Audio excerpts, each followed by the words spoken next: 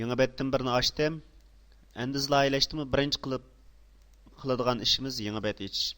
Ya'ni kengligi 980, egizligini 1200 qilib echib qo'yay. Endiza echish uchun mushundaq betdan birini ochaman.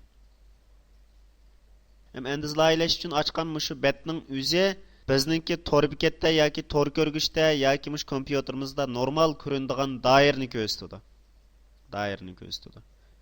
Yani odatda bizningki kompyuterning xosligini açsa, xoslik ramkasini ko'rsatish degan yerda bu yerda bir aniqlik darajasi bor.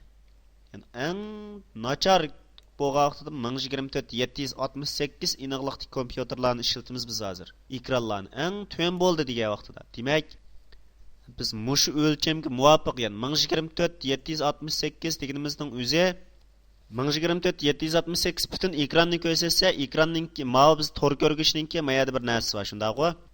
Mushu biz 980 ning ustiga chiqarib etgan orliqni ko'rsatadi. Mana 20 necha 31 talmi, 31 mi 28 mi nuqta keladi. Biroq biz bu nuqtadan sal tor betimiz ichiroq azroq kirib tursin, ya'ni 1024 768 o'lchamni qo'llangan vaqtidami betimizdan yana azroq bo'jigidan shunda qaysi o'lchamda ekanligi ko'rinib tursin deganni misolan qilib men maningda 1000 ma'ni umumiy cho'ngligini 980, egizligini 1200 qilib qo'ydim. Agar egizligini mush betning o'ziga to'shib turadigan tor bekat qo'zg'algan vaqtida mush betda 1024 768 piksel bo'lsa normal ko'rinadigan holatda tangshayman desak, u holda bir betli ko'rinadigan mendaq surgich ost ustiga surilmaydigan qilman desak, uni muvofiq holda tangshaymiz. Ya'ni 600 dan yuqoriroq, 700 dan tuvaroq qilib tangshaymiz.